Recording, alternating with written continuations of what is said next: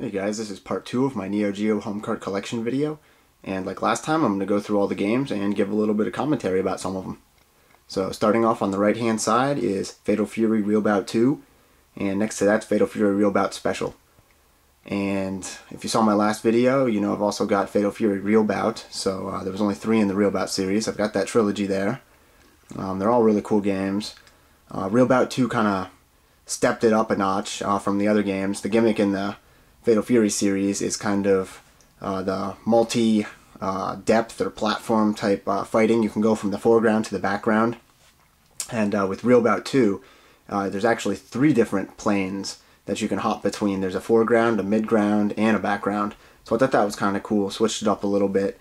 And they also changed around some of the moves for the characters, gave them some different ones, changed up the command input and stuff like that. So it was definitely a neat way to end the Real Bout series. A lot of really nice animation and cool backgrounds and stuff. And then Real Bout Special. I really love Real Bout Special. It's got that crazy announcer. He says some goofy stuff. Definitely cool that SNK decided to add something like that. Kind of like a cheesy old school rap type thing or something, I guess you'd say. So I like that. Real Bout Special, definitely a solid game. Good in the series. Then I've got Samurai Showdown 3. That was a cool one.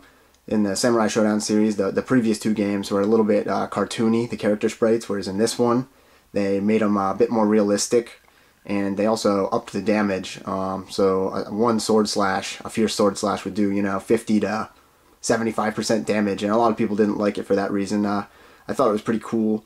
Kind of made it for, a more realistic, like, sword battle. Obviously, samurais dueling. You're not gonna, take a body blow from a samurai sword and still keep walking around. So I thought that was kind of a neat addition to the game. And in the 4th part of the series, Samurai Showdown 4, they kind of rebalanced that. So for that reason, I thought 3 was pretty cool. The AI in it though is just brutal. Past stage like 3, just gets really tough. Usually beats me down pretty good, but it's still a fun game to play. Definitely, if you have a group of friends and stuff and you like playing verse games, it's a cool one to check out. And then a copy of King of Fighters 94. If you saw my last video, I do have another copy of that game. That one is not in the best shape and was in the original soft case, how it came. This one right here is in a snap lock case. Kind of matches the rest of the King of Fighters series. They all came in snap lock cases starting around the releases in 95 is when they started using them. So that was right beforehand.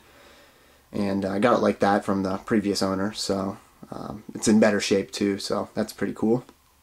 Then I've got Kabuki Clash. That's a neat fighting game. It's based on the Far East of Eden series. I know Happy Console Gamer did a video on that a while back, and he made mention of this title. Kabuki Clash is a versus fighting game, and it's pretty neat, colorful. It's got some cool backgrounds and characters, and it's not a super serious fighter, but it's a little bit lighter, something nice to throw in the middle of some King of Fighters fights or Samurai Showdown or something that's a little more in depth. But yeah, it's a fun fighter. It's one of the more uncommon games I've got too, so pretty neat game. I've got King of Fighters 2001. That was the first King of Fighters made by Playmore after SNK went under, and it's just decent. It's not one of my favorites. It's all right. It does have a really large cast of characters. I am not the biggest fan of the artwork that they used for the characters. Not the in-game animation, but at that like stage select screen and in between stages where it'll show you like the larger portraits of characters.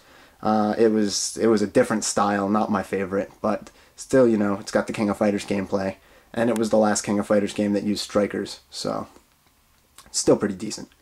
I've got a few older games up here. I've got Robo Army. Really cool beat 'em up. You can transform into a giant like car, truck, tank, I don't know what it is, some robot thing, and run people over. Pretty neat. Mutation Nation. That is a really cool beat 'em up. It's a little, kind of sci-fi gory. You beat on like aliens and stuff, and just blood and guts and stuff go flying. They kind of like turn into muck. It's a pretty cool game. It's got some good music too. Power-ups you can collect and stuff. So if you like beat 'em ups, it's definitely good. It's a little cheesy, but it's a lot of fun.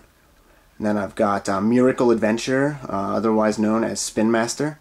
It was a Data East side-scrolling platform action game. It's pretty fun, large cartoony character sprites in that one. There aren't a terrible amount of levels in it, but what's there is it's really solid gameplay, tight responsive controls. So that's a fun game. I've got Japanese versions of the Super Spy and Cyberlip, as well as Joy Joy Kid. In my last video, I showed a Joy Joy Kid carton box version. This is the soft case version, and that's about all I got to say about those. I'm going down a level here. I've got Top Hunter and Sengoku 2 Euro versions. Those are two really solid games. Top Hunter is a side-scrolling platformer. Really detailed, really cool. Again, like the Fatal Fury series, it sort of has like the two-plane. You can go from the foreground to the background, and a bunch of different power-ups, weapons to collect and stuff. So that one's quite fun. And then Sengoku 2 is just an incredible side-scrolling beat-em-up. I love the first stage with the dragon. You see him at the very beginning, and then you get to fight on his back, fight the boss at the end of the first stage. That's very cool. I've got a dog tag version of Super Baseball 2020. The dog tags were the initial US release games had that seal on them, kind of something different. There weren't that many games released with it. So there's that. I've got Crossed Swords, Ghost Pilots, Baseball Stars Professional. It's the US version. And I've got Z-Blade and Blazing Star there. Those are both conversions. I only have a handful of conversions, and a couple of them right there. A lot of the conversions you see out there, there was no home release for, so that's why, you know, people that back in the day, before all these consoleized systems and super guns and stuff were really popular, people would convert the game so that they could play them on their home system. Now there's quite a few more alternatives out there. You can, you know, get the Super MVS or a Phantom 1 converter, play them on your home system. I'm not a big fan of the conversions. I got those kind of early on when I was collecting. Didn't know a whole lot about them. I just knew that Z-Blade didn't get a home release and that the Blazing Star home cart was like $600. So yeah, I ended up going the cheaper alternative and getting those. And back in the day, people used to take actual MVS carts and take the ROMs off of them and then transplant them onto a sacrificed AES cart, one that had boards that were compatible with it. And that's how they would make them. Now a lot of times on eBay you'll see a bunch of conversions for sale and stuff, and a lot of those people are actually, they're using EEPROM chips, so the chips that are in the game actually didn't start out from a legit game. They're burning off ROMs for whichever game. Not that, you know, conversion was authentic to begin with or anything, but it makes it even, I guess, less authentic when you're using parts that weren't originally SNK. So either way, I recommend picking a format, either the home system or the MVS, and just getting games for that rather than going the conversion route. Overall, just a better experience you'll have with it. So that's enough about conversions. Moving on here, Double Dragon. That's probably one of the more uncommon games I've got. It's if you're familiar with the old Double Dragon arcade games, it's not like that at all. It's a versus fighting game. Had to do with the Double Dragon movie that came out, and it's also a fairly cheesy fighter. It's cool though. You can do the transform into Double Dragon, which is kind of neat, and you know, it counts combos and stuff for moves, so I think that's pretty cool. Decent fighting game. Then I've got Ragui, which is the Japanese version of Blues Journey, an awesome platform action game. It's one of the first games that came out, definitely a cool one. It's carton box. Then King of the Monsters, NAM 1975, and Sengoku, also in carton boxes. Those are pretty all well mint condition on those games. Very happy about that. The carton boxes can be hard to find, especially in decent shape. So there's those. And then going all the way down to the bottom here, get a little extra light. There's a second copy of King of the Monsters, carton box. Another copy of Art of Fighting. Got a copy of Fatal Fury 2. There's one of my other conversions, Puzzle Depon, which didn't get a home release. It's a puzzle game similar to Bust a Move. Some more dog tags down here. I've got 8-Man, Last Resort, King of the Monsters 2, Burning Fight, which was kind of a Final Fight knockoff type game, but I also find it to be very fun. It's good solid gameplay on that one. Fatal Fury, the original, with the horrible US insert on it, just totally cheesy. Japanese version of Galaxy Fight. The arcade conversion of Ganryu, that was actually all authentic parts. It came with a an MVS art set with it, and it was, I got one of the original releases that was limited to 50.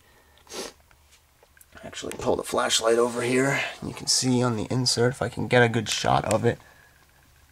Right there, yep. Mine is number 37 out of 50 that they did. So that's kind of more of like a novelty, I guess you'd say, to have than anything. But it's a decent game by Visco. Side-scrolling action. It's kind of like a Ninja Gaiden type thing. It's a pretty good game. A lot of people don't like Visco, think they release a bunch of unfinished stuff, half-assed games, whatever. I'm a big fan of Visco myself. They have some of the better games out there, like Neo Drift Out. I totally love that game. It's one of my favorites. And they've got some other good stuff too. Captain Tomaday, stuff like that. And finally, Andro Dunos, side-scrolling shooter. Great game. Another Visco game, actually. So yeah, I'm out of time here, guys. But as always, thanks for watching.